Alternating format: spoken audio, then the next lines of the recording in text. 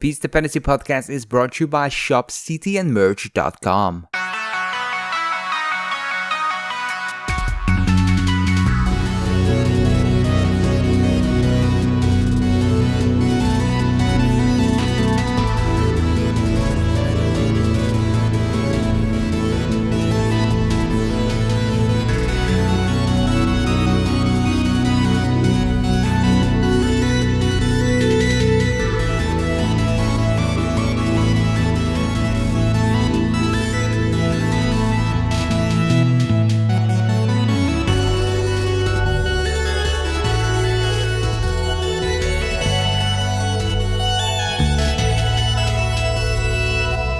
Welcome to the Season 6 premiere of the Piece Dependency Podcast. My name is Frank, also known as SirMaser.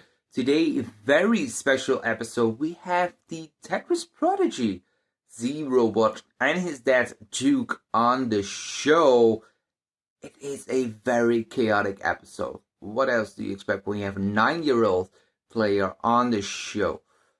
We talked about their debut at the Jonas Cup of 2024, Zrobot's performance at CTWC this year, but also their family dynamic, how they got into NES Tetris, Zrobot's friendship with Alex T, and how Duke manages the career of Zrobot.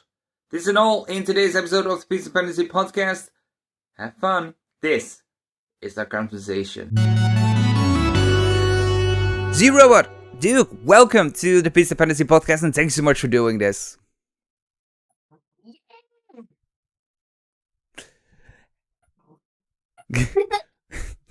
Hey, first question is always the same question to everyone who's doing a podcast, and that is, how did you get into NES Tetris? Well, so my mom, it was during COVID. My mom said, "Let's play some Tetris." Be a fun activity for COVID. And my dad happened to have CRT in his back pocket and a controller. And we started playing. Like Wow. NES Tetris. Yeah. And yes. And did you play any Tetris before that? No, No. I do not believe so. So COVID, so that's like 2020. Yep. So you were like 4 years old. Yeah. Well, about 4, yeah. Yeah. You turned 4 November 2019. So around, I would say March, April. Yeah, so you were like 4.5. Mhm. So what was the decision to play NES Tetris during COVID? I don't know how to answer this question. Like, what do you mean by that? Like, why did your mom and your dad say, okay, let's play NES Tetris during the pandemic? Well, I don't really know, but I like my mom just brought up a game to play because I know if we were just stuck in the house doing nothing basically. Yeah, I don't think it was that deep. It was just another idea. She was like, what would be a good family activity? Tetris. And then I was like, I just so happen to have a Nintendo upstairs in the closet that I haven't pulled out in my back pocket. In the back I make it look like, oh, what do I have here? A Nintendo, It's that magic. Yeah.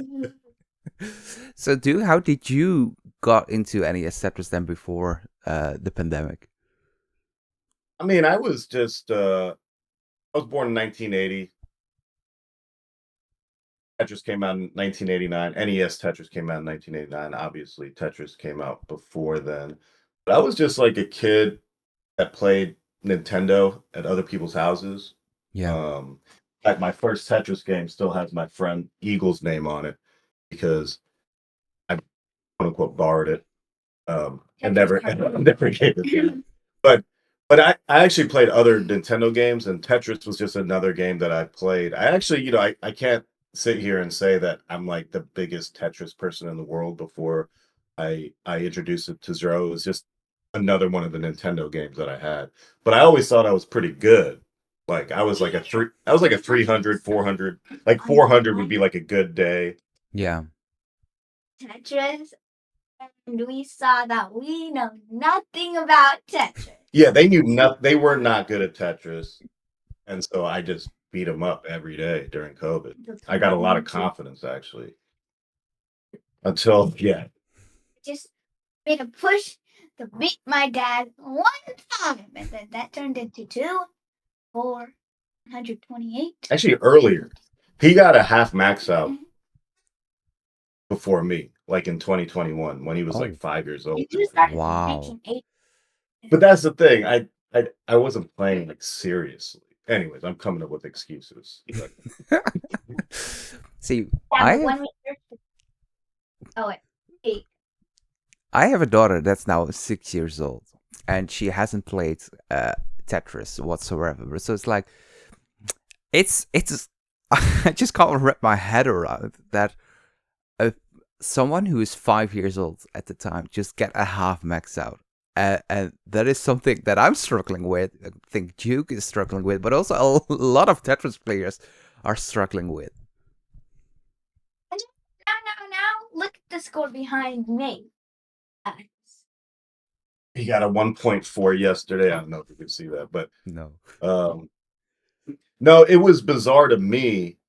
I don't know. It's one of those things where it's not like like you have kids, and let's say you're a strict parent, and you're like, gotta get up for football practice. You gotta run around the block for track.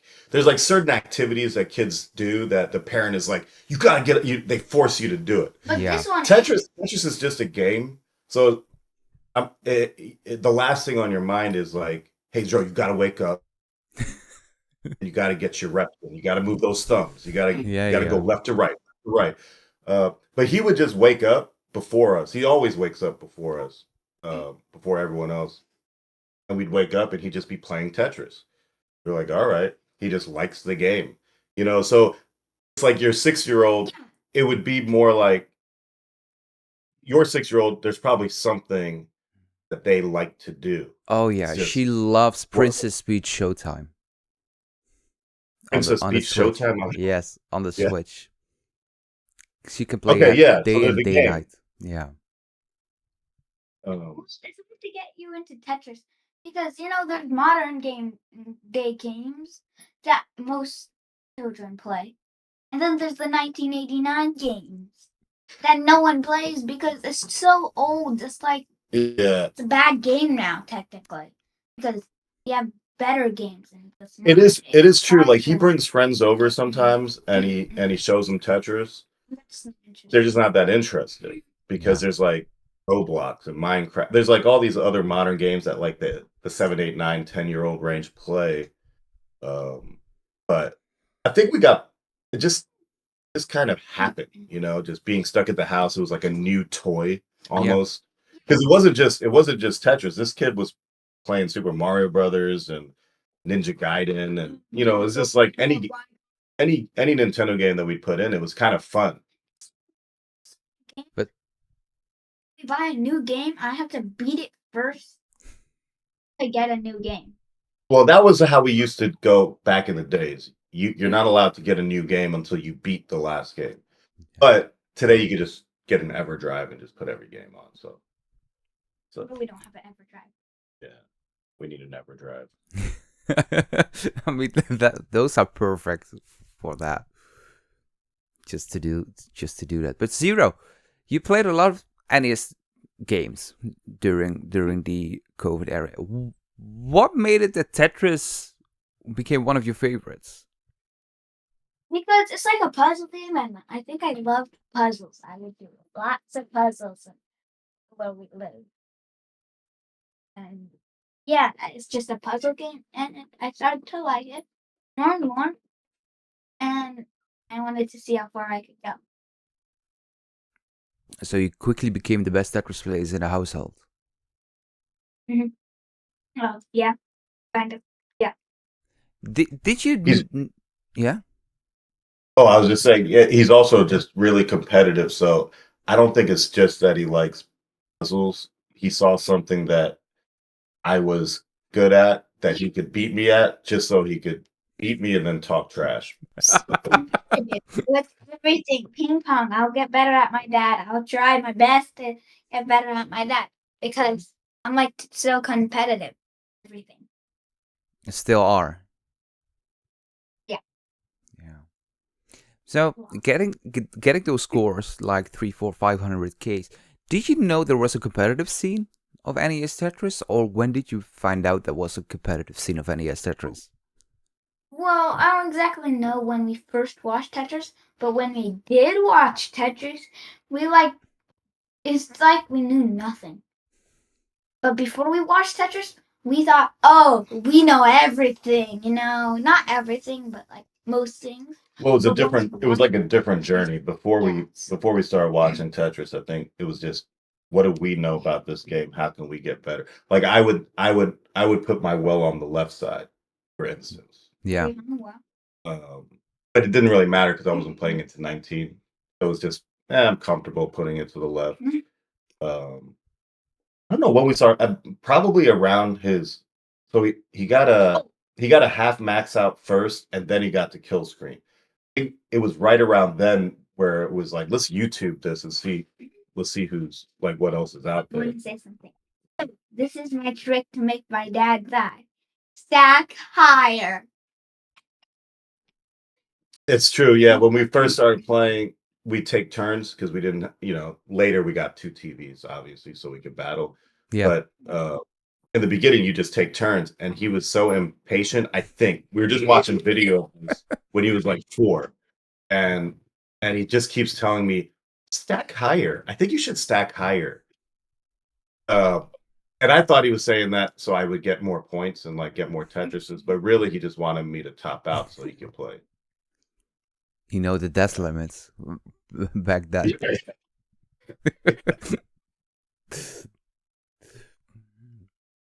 So can you remember what one of the first tournaments was that you saw online?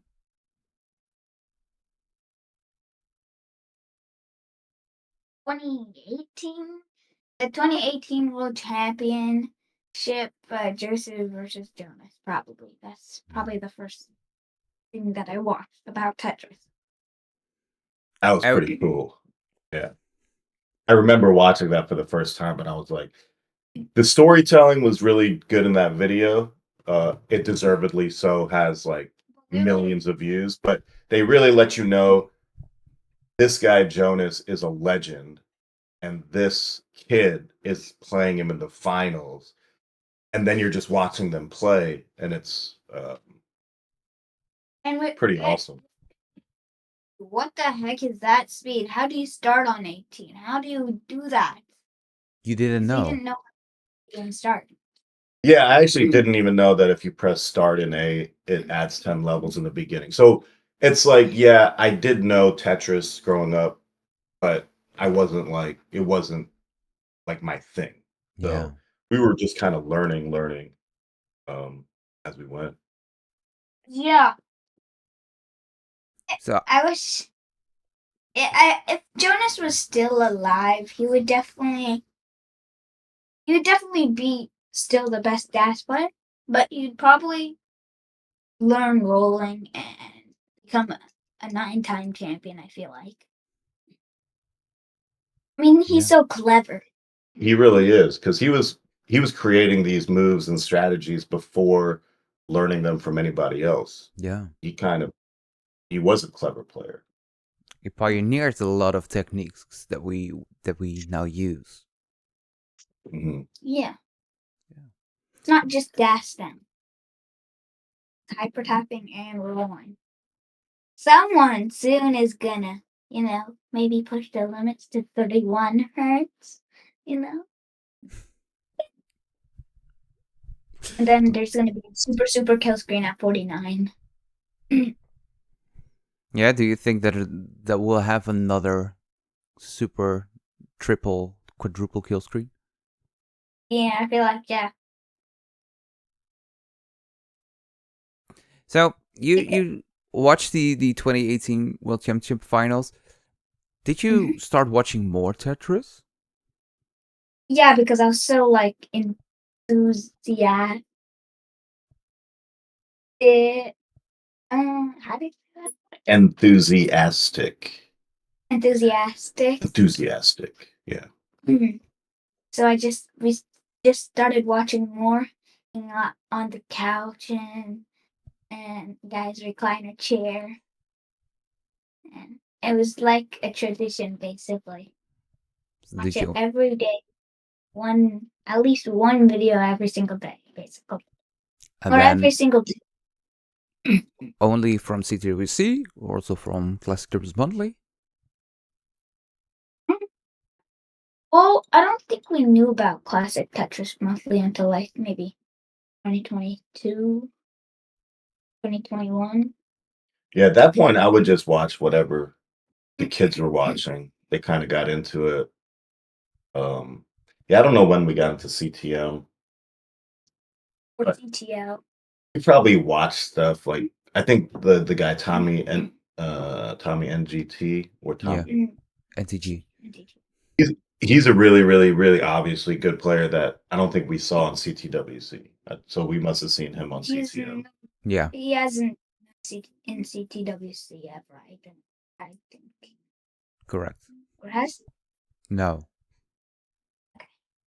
No. So, did you try to follow some the scene in 2022 and 2023, or was it like, okay, we only watch the videos and we'll see? Who was your favorite player, for example, back in the day? Now it's Alex because he's the goat, you know. But before I feel like it was. I don't think I even had a favorite player. Everybody was too good. I never met them in real life too, so I'm like, I don't know what their spirit is or something too. So I just pick everybody. Probably. That's true. When you meet people in real life, it kind of changes the way you not feel about them, but you learn more about them. True. Well, I definitely wanted to go to an event, but it's in 24 late October. We decided to go to Portland for the Jonas Cup because it was so close to rent and so we wanted to go there just to see everybody. But my dad said he would like register. I don't think he knew that I would be able to do it because I'm just not 8. I was 8 then. And I couldn't because I'm not 15. But then the games got once we met him, he told us what my PB was, and it was 930,000, and he immediately let me show him what my skills are. My dad was probably nervous, and my mom was, because what if we're lying? What if we were doing that? And I had to play 19, but I ended up doing good, and they saw my skill. Yeah, I thought a grudge match. But let's back up a little bit. Like, how do you know that the Jonas Cup was there? Because most communications go through the Discord servers, and you've joined Duke. You joined the Discord server 1 or 2 days after the Jonas Cup. Like, did you start on the social media that it was there, and how did you find out more information about it? That was me. I'm pretty sure I found it. It probably hit me through Instagram, or it's a good question that I'd like to remember, but likely it was through social media, or obviously something online. I definitely didn't get a flyer on the block or something. Who's poster?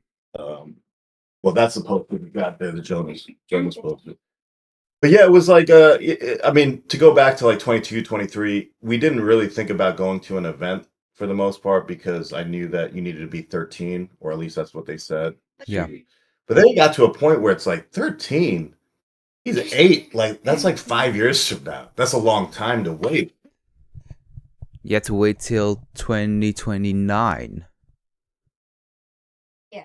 Yeah. So, So, yeah. if I want if there was a Jonas Cup when I was 7, I had in maybe late 7, early 8, I had that 930. So I might have been able to get the max out in 8. Oh, there was 2 things that were happening. Now I remember. One, he's getting really, really good at Tetris, but hyper tapping is this thing. So I'm actually like trying to learn how to hyper tap, and I'm realizing I don't know how to hold this controller without hurting my wrist. Yeah. Don't want to blame age. Just got to figure out how to hold the controller. But then rolling happened. So he's still 8, and like physically, like he can't hyper tap at 8 years old. He's not going to be able to. Well, in my mind, I didn't think he could roll. That looked like a foreign alien concept to me. Yeah. But obviously, kids will just learn whatever they want to learn, and they can just do it differently. But at that point, when Jonas Cup was coming up, another reason we never really thought to go to events is like even if we went to an event, he's playing DAS. He's not, he's not max out DAS player. So I actually didn't really know how good he was compared to the rest of the scene. If there was a Jonas Cup, and if we went there at 7, and I had like a 930 PB, they'd be like, "Oh my god, oh my god." Well, Jonas Cup was a perfect storm because I read it and it said it's a DAS tournament. I was like, well, that's perfect. They're not rolling. So you're not going to be the best player there, but we could go there and, just have some fun. And, he didn't care to play. He just wanted to go there and like hang out and maybe meet some of his people. These people he's seen on YouTube and stuff like that. Turns out a good player. But yeah, to answer your question, I'm pretty sure it was social media somehow. Yeah. Definitely not the Discord server. They advertised good enough to get Zro there somehow. Way to go, Kingsman, or whoever did the advertising. But Danny Doodles is social media manager. Yeah. So, what was it like to go to a live Tetris event, not knowing what to expect? Well, I just thought, I thought I couldn't get him because I'm just 9, 40 years, right? And I wanted just to meet people and watch my dad try to qualify. But it turns out that I got to qualify because of my PDP. But yeah, that's basically what I thought going into it. And I didn't actually meet Alex until Genesis. Yeah, Alex wasn't at Portland. Yeah, that time your favorite player was Fractal. You even have a video saying it, so shout out Fractal. Yeah. The Jonas Cup champion. So you picked the right player. Yeah. Yeah, you did. He won. They always say of the Tetris community that it's very warm and open to new players and new people. Did you feel that when you went to the convention and to the tournament? Yeah, it's definitely a kind community, great community, and yeah, I thought I was just bringing. I wasn't like pushed out of the community, I had a chance to like get to like.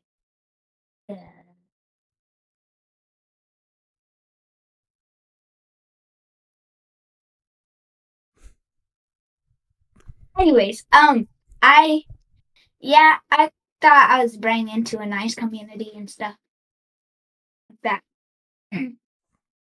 So you only wanted to do more with Tetris then?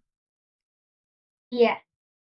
Like back then, I wasn't like always playing Tetris. Like when I was 7 and 6, kind of got some bored spots, and I didn't really play a lot.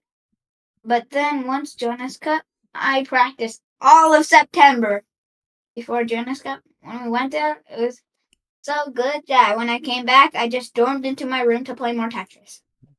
Did you have any trading sessions that you wanted to hit some goals, or was it like, okay, let's just play?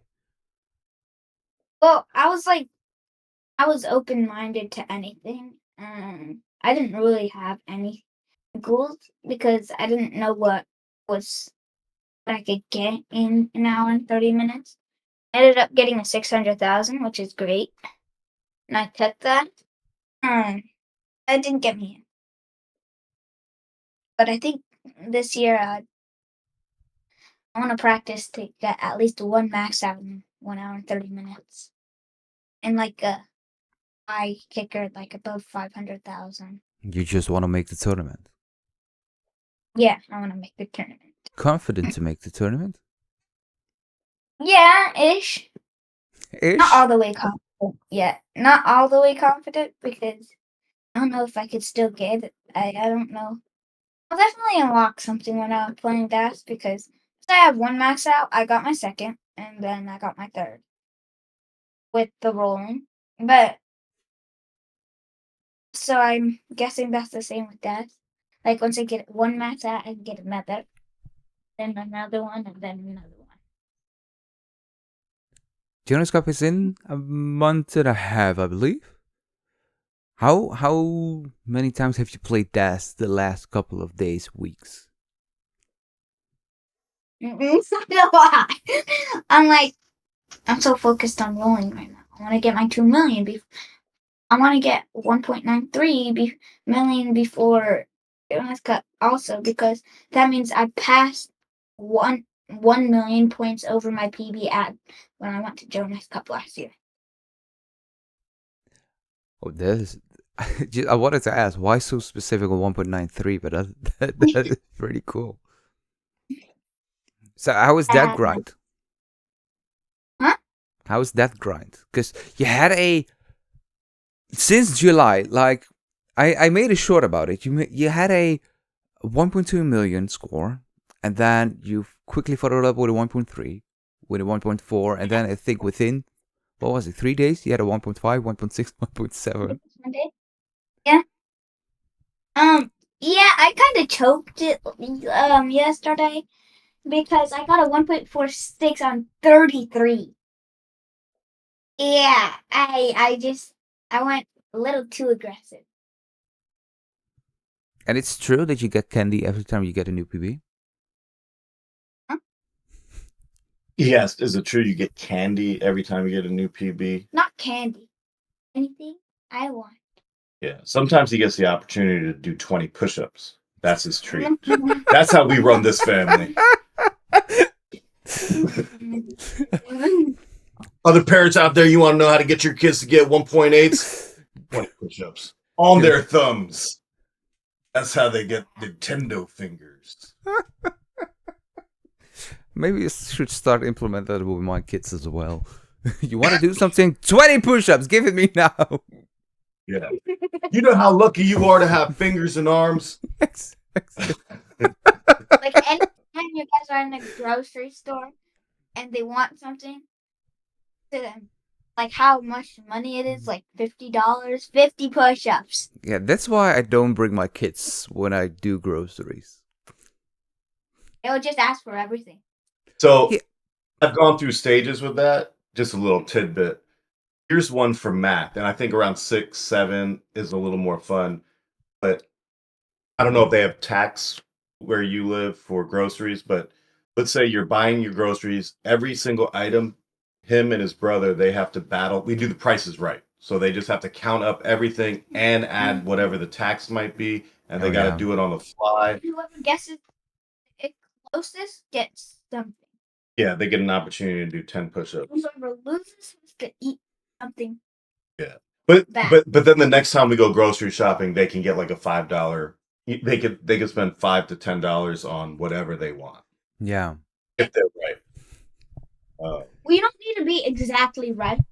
It's just whoever's closest. So Yeah. I'm trying to get the closest, so I don't have to give up any. Like if you 2 bottles of wine, that's gonna be a lot of money. But This is where I get them. Like, I don't know the price of all the whiskeys. You know? Some are expensive. No, they get to look at the price. And Yeah, but anyways, they have to they have to add taxes after that, right? Yeah, but in Washington, Yes, the taxes are pretty easy because it's 10% basically. Okay. It's not like 7.3%. Oh yeah. Mhm. In the Netherlands, all prices are always included with taxes, so I don't have to do another calculation in my head what it's going to be. Yeah. But That makes 10% is okay. We have 21% over here, so it's a little bit more expensive sometimes. I feel like. Yeah. I've been to Amsterdam, or I've been to the Netherlands twice. I went to Amsterdam once, and then I went to Utrecht. Yeah, I liked my time there, but I wasn't really paying attention to the taxes and stuff like that. I feel like if you go outside of your town, especially, you don't pay any attention to anything price wise. You just do it because you're away. It's yeah. Mhm.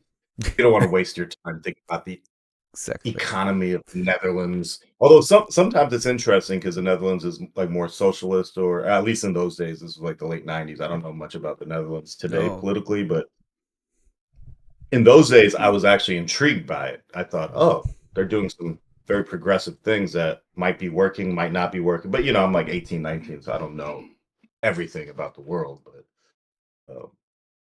I like my time there. Yeah, it's still good. I can't complain. We had Pumpy Heart and his wife were in the Netherlands this past summer, so met up with them. Yeah, so it's can't complain. They didn't complain. They didn't complain. And the fun thing is, I had to translate everything for them because everything is in Dutch, obviously. So I had to translate everything for them. Yeah.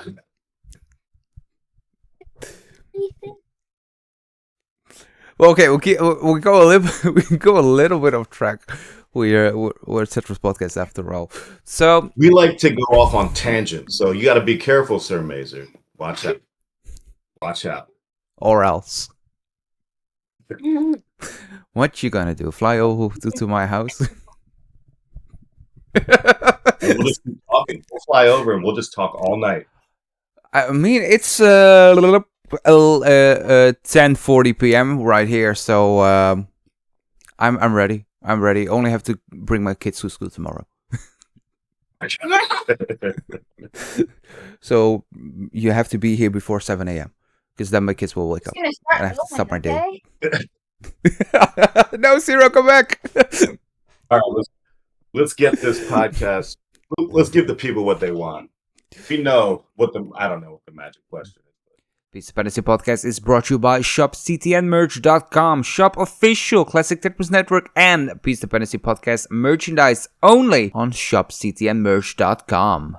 2025 is, especially after CTWC, but also before CTWC, it's the year of Zero. Coming up, making your debut at the Jonas Cup, and everyone pretty much fell in love with you. Wanted to follow you on the journey. You made your friendlies debut against Game Scout, your online debut. But what is it to be a 9-year-old Tetris player in a community that's basically dominated by teenagers or early 20 people? It feels weird to have friends that are teenagers, Alex is a teenager. He's almost double my age, 2 years off. Doubling my age is weird. There's also 20-year-olds, fractal stuff like that. Or more basically 2 and 2/4 of the tripling my age, Yeah. Crazy, But fun. Yeah. But Duke, how is it for you to manage a 9-year-old player? Manage, you said? Yeah. Sometimes it feels like that.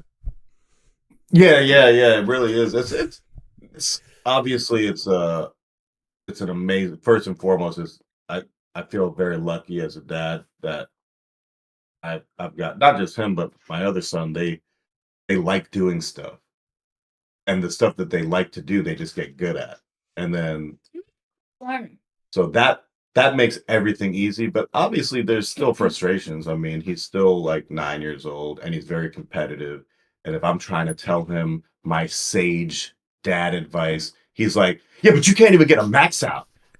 And that's like his go-to. And I'm like, "All right, but sometimes Steve Kerr isn't as good at Steph Curry at basketball, but he's still the coach, Yeah. because he knows he's wise, you know." So I'm still trying to, explain that portion of it, that I can still, be a guy. Control of my YouTube channel when I'm 13. I mean, my dad, he can't come into this room. Well, he can come into this room, but he can't get out without getting a 400,000 or whatever his PB is by 200,000 less. Well, that's another thing that we're trying to do. Is like he just edited a video. We haven't posted anything in a minute. We've been kind of busy, but two, I can't work for a 9-year-old. Sometimes it feels like I'm just like he's my boss, and I don't like that. So he's got to learn how to edit. So I figure from like 9 to 13 is like his quote unquote 4-year college. Learn how to edit, learn how to do all this stuff. So when you're 13, you can just do it, and then Yeah. I could be left involved. Save. What was that? I know how to edit, but I don't know how to save the videos. He's been having an issue the last 48 hours, basically sharing or exporting a video. And I'm like, how much time do you spend on YouTube watching Minecraft videos? I'm not going to teach you how to, like, you can learn how to do this. So he's learning. He's learning. And then, but yeah, the other part of like that question, how do you, like, what's it like managing him? The part of him entering community and lots of people, wanting to play with him, like this summer. This is not my Discord. He's in control of it. Yeah, so like he uses my Discord because he's only 9 to chat with certain people. So there are these like modern like changers and rules that I gotta think about. Server that has like 5.2 million people, because if he he's like, I can only talk to people who knows that my dad is my dad who's talking, and I also talk. Yeah, so like if he's chatting with like Alex T or people that we know. Yeah. Which I will tell you, it's interesting. This summer, like he's just hanging out with Alex T and like a couple other 16-year-olds. They're like really good at different types of video games, and another one of them has his own YouTube channel and stuff like that. So it's kind of, in a way, it's like, wow, he's learning a lot. Yeah. You were talking about that 1 week where he went from 1.3 to 1.4 to 1.5 all the way to 1.7. That was like the week of Zro. The week of Zro really, the week of Zro culminated after a month or so of playing Alex T like every day. And that was, thank you, Alex T, because he could play me every day. And yeah, so playing Alex T every day just really just jumped his game to a whole nother level. I can't beat him. I can one game or two if he messes up, tops out early. But I can't beat him if he gets a freaking 1.6 at 35, and I get a 1.3 at 34. I can't beat him. He's just that good. Don't do that, Mullen. There is a reason why Alex won this year's World Championship without dropping any games. He's too dominant. He's too consistent. Oh, while we're on the topic of Alex, I'd just like to plug this summer. Zro and his brother made a Super 8 film that'll, by the time this podcast comes out, it'll be on his YouTube channel, where at the end of the video, it leads up to his match against Alex T on Monday Night Mayhem. So yeah, because I saw that match and I thought it was a pretty random match, like Alex T versus Zrobot. But now hearing the backstory that you pretty much played each other every day for the past month, it makes total sense. Yeah, they were playing all summer, and then we messaged Burb, the Burb Wizard, and he was down to host it. Friday anymore because I have parkour. Yeah. Yeah, I can do it, but I just miss parkour, and I like parkour. He's But just talking about scheduling. Schedule is sometimes very hard. Yeah, but you can't miss the opportunity to play the world champion, even though you play them every day. Yeah. But enough for the world to see. Because I saw the clips. I saw some videos on the YouTube channel. Did you play it against Alex? But I always was wondering, how did you get that? Because I know Alex is very open and all that, but it's like it still felt like a very random match in my eyes. Yeah, but like I trained with him. He's like my teacher, and then I go against my teacher. Well, I guess the question might lead to when I guess Zro met Alex at Genesis in San Jose in March? I don't know, February or March is Of this year. Genesis of this year, and that was the first time he met Alex. Alex, ended up losing to Meme in the finals. Sharky made a great video about that. Basically, Zro is very outgoing. He'll just go meet people, but then move on if you're boring, right? So one of the things that he could tell whether you're fun or not is if you'll play tag. And Alex T will play tag. Alex will do anything. He'll play tag. So they were just running around. So I saw the dynamic, and Alex T is kind of like he's almost like a big brother. They have a relationship where they're almost like big brother, little brother. And then CTWC, they exchanged numbers, and Alex T was like, hey, whenever you want to play Tetris, let me know. And he kept them in. Into Roblox, Minecraft, and other game stuff too. Yeah. Yeah. And then when we were playing Roblox, Alex T wanted to play with this number one person, and so that's why I met a guy named Flippy and Jazz Jump. And it was just a fun, like, quadruple or quadro or squad like thing to play with every day. And that's when me and my wife were like, going back to managing a 9-year-old. It's like, all right, so he's online hanging out with 3 16-year-olds. How does this work? And I'm not even close to their age. But then I would sit in the room and kind of, do my work while they're playing, and they're all good kids. Yeah. They're all like teaching Zro how to do things. And at the end I was like, well, it's pretty good. Like most 9-year-olds don't get to learn from like not just any old 16-year-olds, but like very hardworking 16-year-olds that are good at what they do. At the end I thought it was all good. A number with a 16-year-old might be weird if the 16-year-old asks for the 9-year-old's number, but it's not weird if the 9-year-old asks for a 16-year-old's number. Maybe so. Yeah. You know what? That's a good rule of thumb. If the 16-year-old or whatever age they are, if they ask the parent for the number, or like they say, hey, reach out to me if you ever want to play, and that's usually how it works. Yeah. Just tells me. That's just weird. But if I just tell him, tell my dad that, oh, can I get Alex's number to play some Tetris with him over the summer? I think the biggest rule of thumb is the more transparency, the less weird it is. True. But that is the case. Even one of my one of my best friends is 42 years old. And I met her when I was 20. She was 31 years old. But it's like, even that, it's a 10-year age gap. And even though we're both adults, it's still sometimes it feels so weird because you're in two completely stages of life. And that's also now for Zero and for Alex. They're in two completely stages of life. Alex is going to college in a couple of years. Zero is going to, I think high school in a couple of years. So it's like... Middle school, yeah. Sorry, I don't know the American education system very well. Because he can't play with me. Because already yesterday I asked him, you want to play? Because he says he could play only on the weekends because he has so much homework. But I couldn't even play with him on Saturday. Not his fault. I understand, but he was doing 2 hours of homework. I'm gonna miss him once he goes into college. He's not gonna be able to play with me unless it's in summer. But even in summer, like he has to do homework. It's like I'm gonna miss him. So yeah.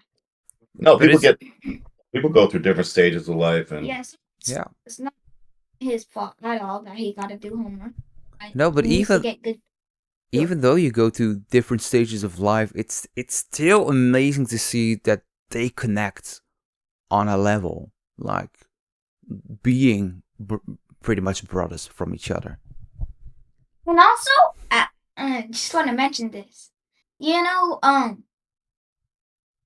Alex used to get like B's and C's in his grades, right? But that's before he played Tetris. But once he started playing Tetris, I heard this about him, and he just started to get A's, A's, A's. It's just something about Tetris that's just it's like And I started getting more 4s and 3s. Is Alex going to the Jonas Cup? Do you know that? Yeah, I think so. he said he was. I mean, that was his plan, but obviously anything can change. So you get to meet him then again, and it's and Yeah, knowing it's like- Alice a little bit, talked to him a couple of times and interviewed him once. He's just that. He open-minded, but also full of energy. Yeah, I like him a lot to play tag. That means I like him a lot. I mean, if he's Yeah, the willing, combination is good. I saw Zro play with Blue Scooty before Pasadena also. Blue Scooty also, shout out to Blue Scooty. He was very, very kind to Zro last year at Jonas Cup. But also like when you guys were playing volleyball, like I saw the like physical aggro side of Blue Scooty. He was trying to spike the ball, just like you guys had a lot of fun doing that. So I don't know. I guess the way I see it, also Kyle DDT, that I like Extreme, by the way. anybody that's like real physical when they're not playing Tetris, like on the side, if they're doing handstands, push-ups, playing tag, I think that's how you make friends with Zro. yeah. Who I don't play It's true. because there's other games that I like playing that they also play. so Like, Danny you need to- Danny made a lot of videos for CTM during CTWC Pasadena, and I think when the tournament was over and they were breaking up, you were doing handstands, and I can't remember with who. It was like, it's just so funny to see that. I love handstands, Oh, I was doing Tetris. Wait, I was doing a handstand on Kyle. Wait, I was doing a handstand on DDT. I think. And I don't know if it was Tetris time or Alex. They were holding my legs. There was like a few of them. There was like a group of Tetris players. Like obviously DDT was there, but there was a bunch more that I could tell. Like it's almost like high school where there's like different crowds or different cliques. But there was like this one. There was this one little clique that just liked to do challenges. Yeah. Like who could do handstands? Who could do push-ups? Really ate when I had to go home after a event and seeing all my cousins or people from CTWC or people who visit our house. I just hate to see them go because I like them so much. So Yeah, saying goodbye. Yeah. Saying goodbye. Like last year, we said goodbye on the Sunday during the Jonas Cup party just because that was our plan. But this year, we're definitely staying till Monday just so we don't have to say goodbye so early. Yeah. Yeah, man, super early. We left like at 7 p.m., I think, or 8 p.m. Yeah. Yeah, because we had to drive back. I get that. I went to CTWC Dash this year only one day, and I was like, I started driving at 6:30 a.m., got there at 8:30 a.m., and I had to leave at 8 p.m. or 8:30 p.m. because I had to drive back home. It was like, next year, I just want to go more days and not leave on the final day. Yeah, I mean, if you spend more time, I don't know how far Amsterdam is from. Well, I don't know what town in Germany you guys went to. Cologne, maybe. Cologne, yeah, that's 2 hour. That's a 2 hour drive from my city. 2 hour drive. Okay, that's similar to us, like about 2.5 hours to Portland. But yeah, we arrived at our house at morning. So we ate Jack in the Box 3 times on the way back to our No, house. we didn't eat Jack in the Box 3 times. No shout out. No shout out to Jack. So We did eat there 2 times at least. I think we did eat an In-N-Out burger. I'll give a shout out to In-N-Out burger. In-N-Out is a... Well, Because my shout outs are very important. yesterday I got like Hawaiian smash burger. That was really good. Pineapple. Shout out to Brick Kitchen. All right, let's keep this podcast moving on. All right, SirMaser, what is your? So you went to you went to the Jonas Cup in 2024, and then you did the regionals early in 2025. When was the decision made that you were going to do the World Championship in Pasadena?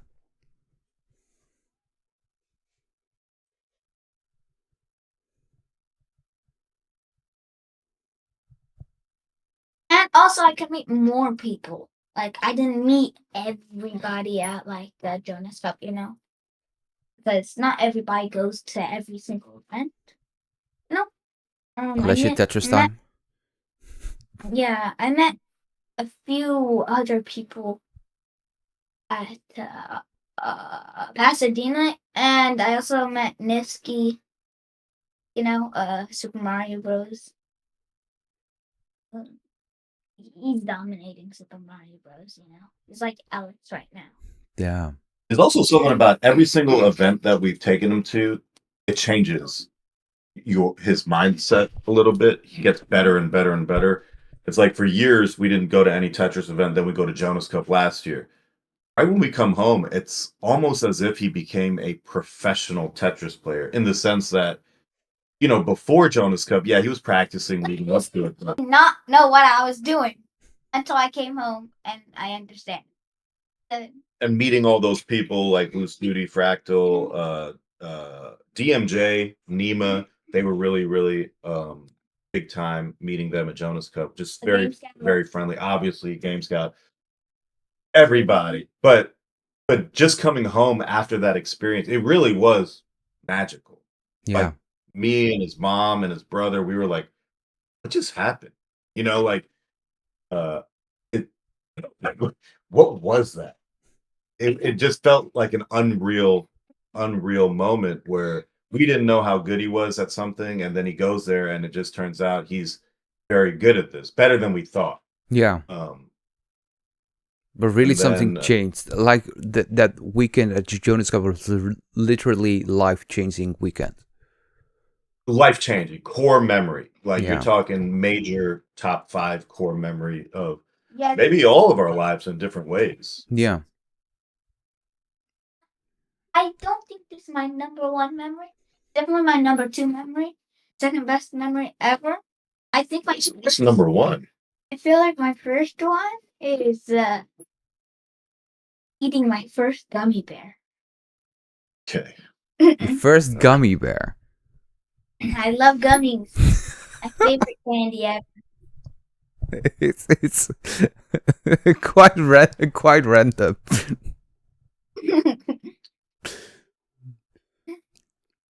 I like gummies too, but they're slightly different. I love gummy bears. Best memory. So, best memory. My third. How did you train for the World Championship then, Zero? How did I train? Yeah. Okay. So first, we were in the garage at the time. We were playing in our garage, and it got cold, so we moved upstairs. But in the garage, that's when we got a Game Genie to start on 29. But then right away when we went to Jonas Cup, we got the Tetris gym. So when we came back, I experimented with the rolling. And it was like, my dad and me thought, oh, they're cheating. That looks impossible to do. Something like that, right? I mean, I wouldn't say they're cheating, but yeah. No, not cheating, but like it was like something that we said. Yeah. But and then once you and I saw it out doing. I mean, I was probably playing DAS with a different controller. I didn't know how to roll. I did not know how to 5-tap roll. How- I was like, How did I you was learn so that? So I just I didn't learn it. I just adapted it. So what's down there? I just did. I take the controller and I just roll 1 for pinky, 2, 3, 4, 5. And But do did this. you saw a guide or something like that, or did you just try it? I just tried it. I honestly thought he was like, you know, when like kids like they pretend to play guitar or something. Yeah. You know, they're just like joking around, pretending. I literally thought he was just pretending to like, oh, let me just pretend to do what dog does. You know, I just thought he was like a kid literally pretending to do it, and then all of a sudden he was really doing it. And this, you know, Yes, I could do. Then all of a sudden I could do like 29. Blindfolded. Oh, not blindfolded. it kind of happened pretty fast. But I think his Yeah. original question was, how did you train for the World Championship? Is that what? Yeah. I started like once I went rolling, I knew I could show people my true skill, but I was nervous at Pasadena. I only got a 900. I thought I can get more. So I train and I train as hard as I can because I wanted to show my full potential, you know, Yeah. at Pasadena. So I just started training after rolling. I was just like, oh, first max out. Oh, second max out. Oh, third, fourth, fifth, 15th. Oh, 17, 1.2. That's nice. So and then you came to Pasadena. You qualified, but you qualified for the bronze bracket. Did you feel that was an achievement, or you feel like, oh, I wanted to qualify higher? I knew I could get gold brackets. I was kind of disappointed, but I did make a bracket for my first time. So, yeah. But I lost to Milo in the top semifinals. I should have won, you know, the bronze bracket, but I didn't, you know? Why do you think you should have won? Well, Because, like, I knew there was T-Storm in there. But I had like a 1.16.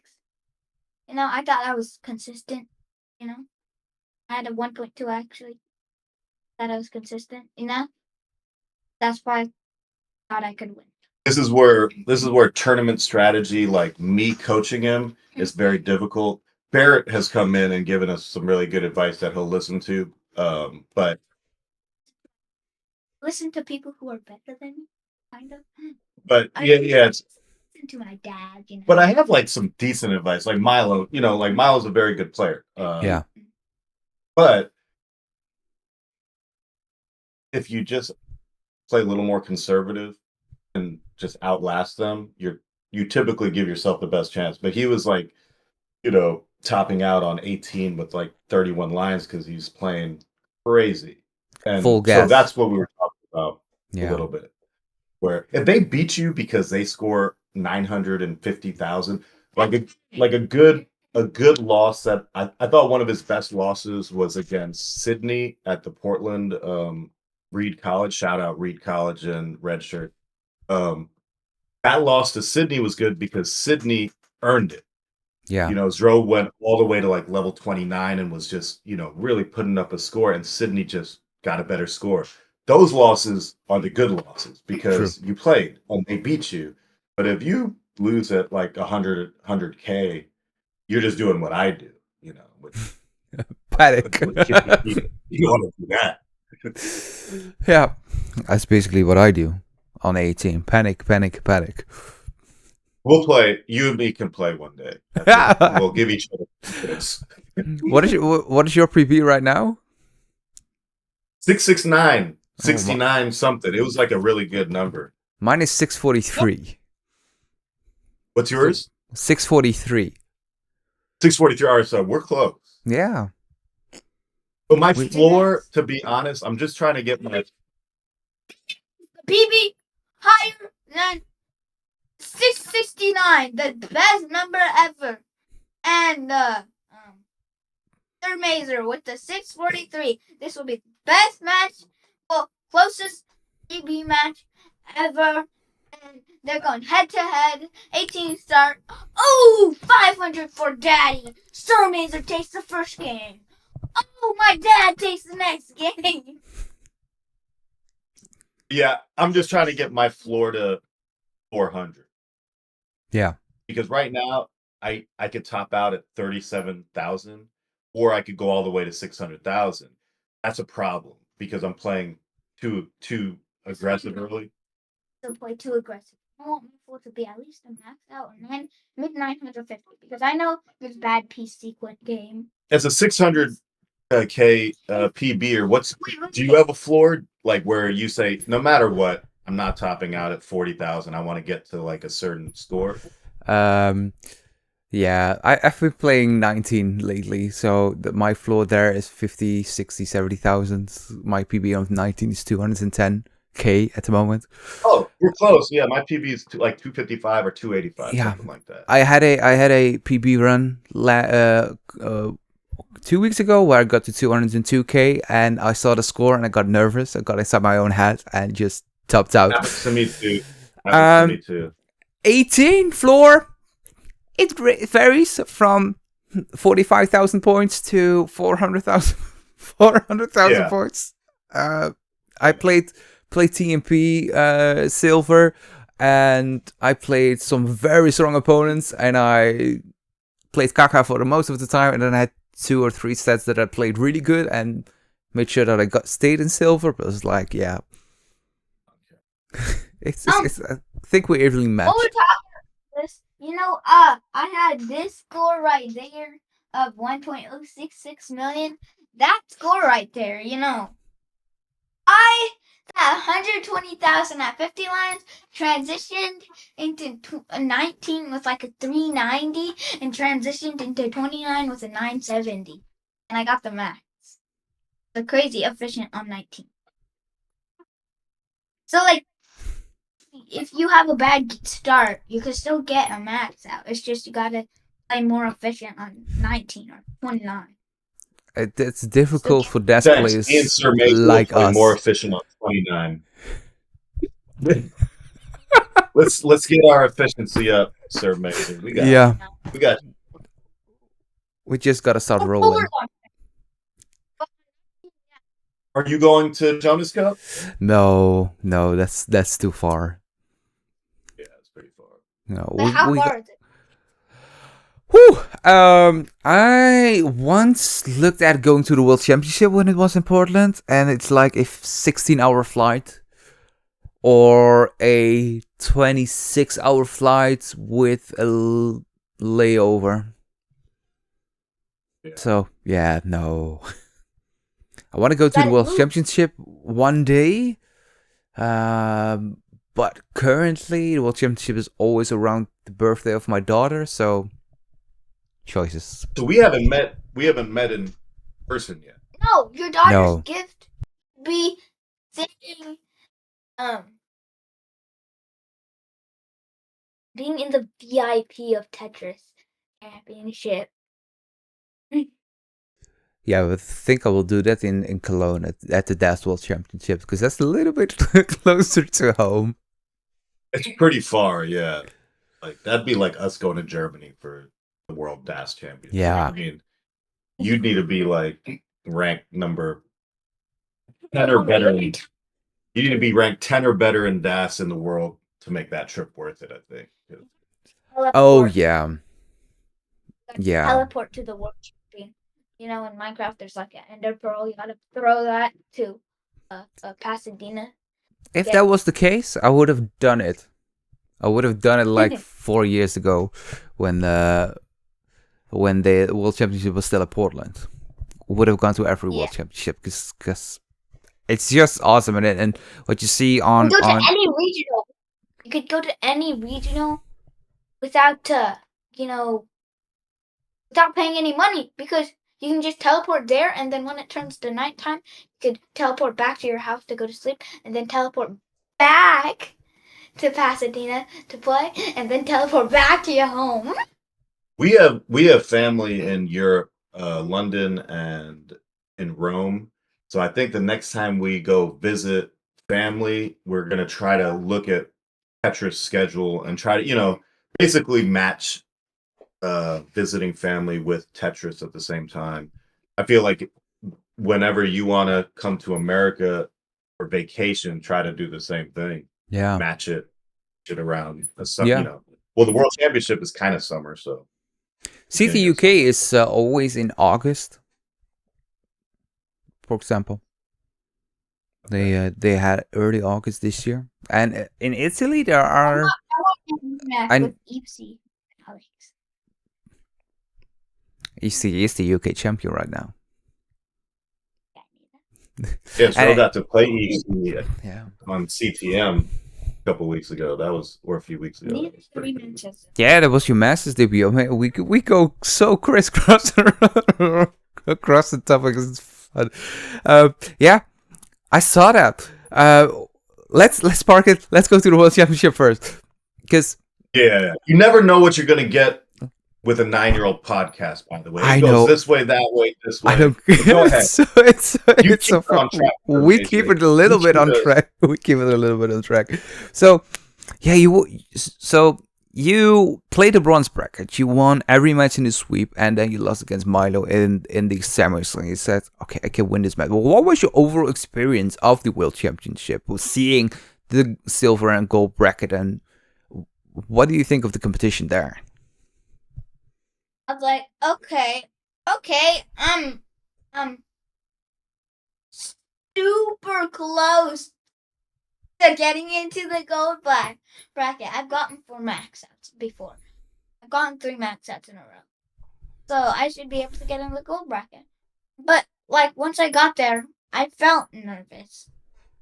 And I changed my mind. I'm not gonna be able to beat like at least 3/4 of the people in the gold bracket. And the other 4th, that's just me being lucky. Yeah, I have a lot to learn.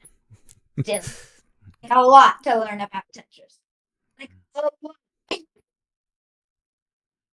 But did it blow any expectations that you had for the World Championship?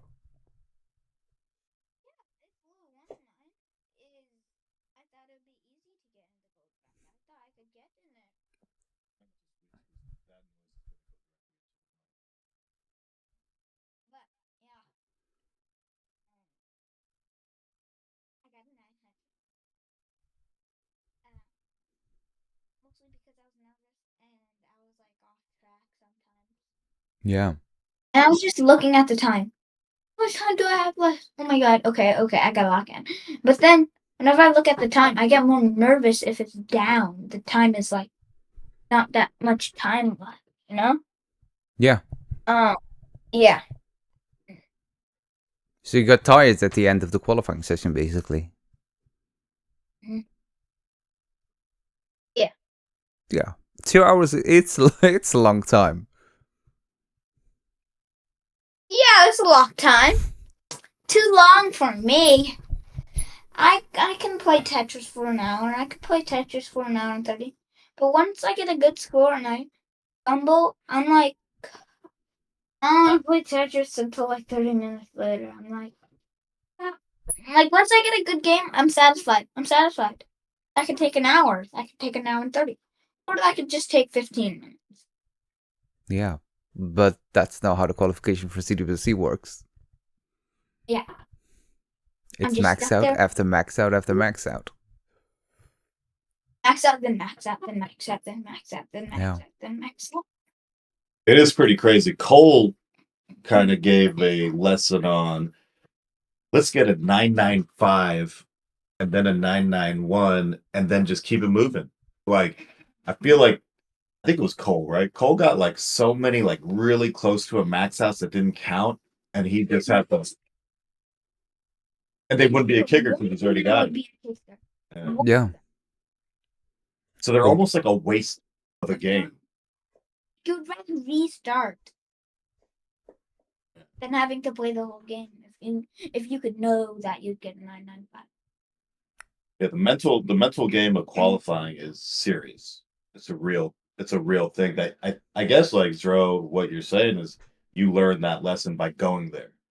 Yeah. You need to almost experience what it's like to do a qualifier for 2 hours. Yeah. Watch the world go max out after max out, and then next year you'll be a completely different player. I mean, literally 1 month later, he was a different player. Did the same thing happen after you got back home from the World Championship as what had happened after you got home from the Jonas Cup? You picked it up more seriously and you started playing and playing and playing more? Yeah. You'll see when we post the week of Zero that after Pasadena. Yeah, that is crazy. After I see people or they teach me, I'll get a lot better. Because I'm just stuck in this house, I can't I don't get to see everybody. Yeah. Every day. I'm just stuck doing this, sitting this way and seeing the same and just playing some Tetris. Just I mean, just imagine how good it'll be at podcasts the next time he does a podcast.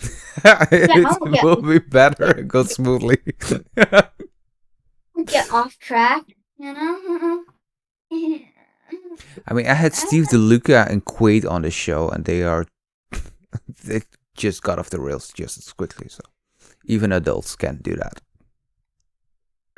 Oh yeah. 9-year-olds are better at getting off track. Definitely. Guess what? In my PE class, so 2 days ago we had 10 minutes of playing because we had to do our warm and then we had to watch something, a video, right? But then everybody wanted to talk, including me.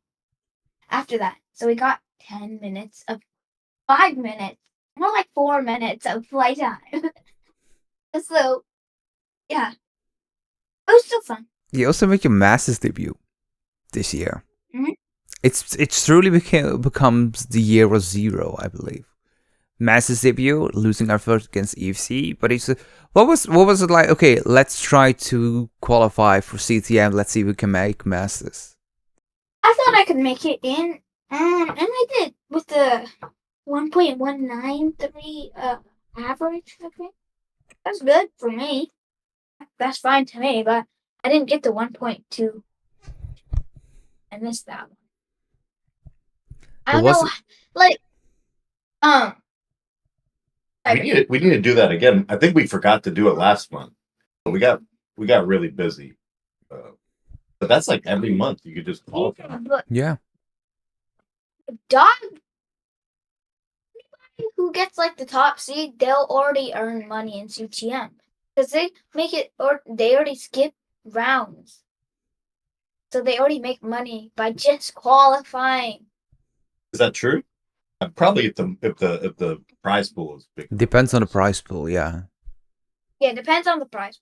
But if it's $300 to $1,000, $2,000, yeah, they get to skip rounds. Top 8 already. They don't even play a match until top 16. I love that format because it makes it a little more competitive in the earlier rounds. Yeah, the flat bracket. And what would you say? That's the flat bracket. Yeah, the flat bracket. Yeah, I think it's great. Yeah, it's CTWC Dash uses that also, and it makes that the players who play on the lower side of the bracket play competitive matches instead that you have your 1v32 and the 32 seed get crushed immediately and leaves 3-0 and it's 20 minutes and you're done. I think I had the UK side of the bracket. UC is UK. Dad V's UK. Is Critical UK? I don't know. I think Critical is UK. UK side of the bracket. 3 UKs, I think, versus 1. I said we're gonna go to the Yeah. UK. We're gonna do a revenge tour. Yes. Perfect. Next year, 2026, 2027. Crush those British. Mhm. I mean, Tuki nearly did it. It's from Austria. Got top 4 this year, CTUK. Yeah, we were just watching Tugi play Dangler yesterday, Yeah. right? Wait. I didn't see the phone. Dangler. I think it was a sweep. Yeah. But they were like scoring in the millions, I think. Or at least the last match was like something like 1.1 versus 1.2. Pretty good. It's so fun to see Tugi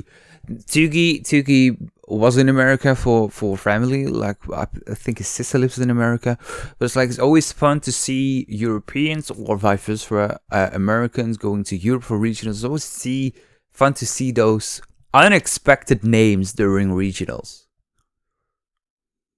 Yeah. Yeah. My slug. This is my slug. 3D slug. Hey, Zero, my Wait, ever bring out a 3D slug? 3D. Yeah. What's the name of the slug? The red slug. Yeah, I think we're getting way too off track. So, Sorry. Zero, my last question now for you is: what is your goal for the next years? Like, let's say up until the World Championship of next year. I definitely want 3 million. I think I'm capable of that. I think I'm capable. At least 2.5 million. 2.5. Also, other goals is I want to get 10 lines on Super Kill Screen. 5 maybe, because 10 is actually kind of a lot, I want to get to level 40. And I want to get to glitch at least level 40 with the Super Kill Screen on. Yeah. But I want to get to level 100 with no Super Kill Screen. Going for glitch colors. But this is the thing about me. I do not like lining out whatsoever. Ever. Way too long, and if I die, I didn't get as many points as I would if I lined out. He gave me advice. So he gives me advice on 19 that I think, what if you tried doing the same advice you give me on 19 with 29? And he told me just line out until you get to kill screen. And I did it, and I've been to kill screen a couple of times. So I told him, what if you did the same thing? What if you just lined out on, see how long you can line out on 29? Because clearly you can get Tetrises. But I notice when he plays, he can't help it. He's always going for Tetris. Just But maybe that's a good thing. I don't know. His progression is so good that get to level 100 with straight Tetrises on 29. That'd be mean I can get a lot more points from not lining out, but I still made it to level 100. But also, you're only 9. So if it doesn't happen this year, you're so young, and it's the start of the Tetris career. When it just in 10 years we might not see Doug and Andy and Fractal anymore in the scene, but Zero will still be probably around because Zero is 19 then. Yeah. I can't wait to see who when he's 13, who the 11-year-old is that's popping on the scene. Or 19, who's gonna be the 4-year-old who got the max out? Yeah. That'd be crazy, a 4-year-old. Because we see the scene dominated by the same players since pretty much 2020, 2021. And it's interested to see who's next after they are gone. And some of them are actually kind of young. I mean, Alex T, Blue Scooty, and Dog are still relatively young people. Yeah, but even like Scooty and Alex T or Dog are 16, 17 right now. Dangler's also 17. But in 5 years, they're in college and maybe they'll have less time. It's doable because a lot of top players are also in college and or university and play amazingly, but you just don't know. And it's so fascinating to see what will happen in 5-10 years. You gotta skip college. You gotta trust yourself that you can be better and you don't need college. You gotta trust yourself. Sage advice from a 9-year-old. You don't need college, man. Just trust yourself. Just trust your abilities out in this world, man. You don't need college. You won't remember. I don't remember a math skill from kindergarten now. I remember some stuff from kindergarten, but not everything. You won't remember it. So what's the point of spending 60 years in college if you won't remember it once you're like 50? I know how to use a scissor from kindergarten. Bet you didn't think of that. He's still, that's a soft spot where he still doesn't know how to use scissors. Oof. You just didn't went to kindergarten long enough. Yeah. Imagine you can roll but not know how to use scissors. Most don't remember in kindergarten, you know. If you're 50, you know, you don't remember. You don't need to waste your life in. Stay in school, kids. Do not stay in school, kids. Please do not. It's a wasted. No, it's not a waste of time. I like school because you get to be social, you know. Get to be social with people, and you get to learn some stuff I don't know, you know. And if you're smart, you're just smart, and there's nothing you can do. There is something that you could do. What are your goals for the next year? For 5th grade or like for Tetris? No, for your dad. Oh. Okay.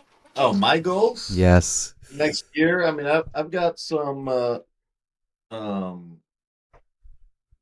I've got some like personal goals. But if this is are we speaking Tetris specifically? Yeah. Yeah. My personal Tetris goal is, well, it was, and I have 1 month to do it, so I'll say it still is to get to 800K PB. Because that means it's possible, even though my floor won't be 800K, that means it's possible that I could get 800K within 90 minutes during the qualifier. Yeah. So my goal was over the course of the year, get good enough to get an 800K PB. And honestly, like my 669 PB was, you know, level 22 or 23. And I've gotten to kill screen now. So I think I just have to put together a couple of different games. Yeah. I just need to put together that 550 18 and then that 250 PB 19 play, and then boom, I got 800K. Yeah. So that's my personal Tetris goal. And then overall is just to really support Zro. And you know, I'm gonna miss not getting any treats when I have PBs of 10 million. I'm not gonna be able to get treats anymore. It's gonna be way too hard to get another PB. It is crazy. Treats change. Like he just got a 1.4 yesterday. There's no treat for that. No. Score for losers is that. Zero, you just got way too good, way too quick. And now you've used all your treats. And I think you did. What I'm gonna do to get more treats is I'm gonna get a 1. Well, my other PB was 1.74, so I want to get 1.75 to get a treat. That's what I thought he was doing for a while. I thought he was manipulating the games to just be better by 100K. just to get more and more treats, but I'm pretty sure he was honestly trying to score as many points as possible. He wasn't just topping out just so he could. Because one That's there. once I got to 1.7, I was like, okay, now I could get anything. But that also caused me to die. So I don't know what mood I should have once I beat my PB to maybe know that I could get higher or to be nervous. But both of them I'll die to. So it's like a die once I get my PB. So it is interesting. It is interesting. I think that's why going back to playing with Alex T this summer, watching Alex T play him, there's something about Alex T he's in a different level of locked in. Yeah. If you take the best players in the world, and he's playing Blue Scooty, and Blue Scooty is locked in. Meme is locked in. Eyeball, they're all locked in. Yeah. I was watching it live, and they're all locked in, but there's another level of locked in. That's Alex T. It's hard to describe, but Too good. It's not just a skill, it's a mindset. I think he's got it. And I think that's the next level for anybody, like Zro to strive to. Me, you, like you're telling me that you also get nervous. Like once you get your PB, I get nervous, and it's kind of odd. Yeah. Why? Yeah. But if you get nervous, you'll die. Yeah. True. Yeah. Saying is like, if you're being cocky and you think, oh, I'll survive forever now. Oh, I beat my PP, you'll also die. But what mood is in the middle of those two that you won't die to? Yeah. Well, you just reminded me of Dog Rebirth. That's probably the most locked in anyone has ever been in the history of humanity. No, I don't know. Oh yeah. That might be hyperbole, but the Rebirth is kind of crazy. When Zro was explaining to me that level that has like 800 lines, the green level. Yeah. That's absurd to be able to live. Like you're living in a world where you have to get 800 lines in this green land where things are happening that fast. The hyper focus, the ability to focus for that amount of time. That Incredible. Yeah. And how long did he already play it? Like an hour or something like that? 45 minutes? Yeah. He played for at least an hour, 30 minutes.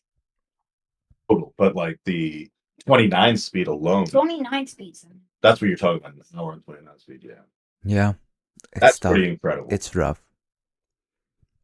All right. Zrobot Duke, thank you so much for joining me on a Piece of Funnies podcast for this episode. It was a truly off the rails episode, but what do you expect? If you want to get more serious, you got to ask more serious questions. What are your thoughts on the economy in Vienna? And he'll research that and he'll tell you what his thoughts are. For the next time, because I'm sure there will be a second episode with you. And with that all being said, this is the end of the Piece of Fantasy podcast. Thanks so much for listening. Make sure to follow us on the socials, hit our link tree, and I'll see you all for episode 2. Bye! Piece of Fantasy podcast is brought to you by shopctnmerch.com.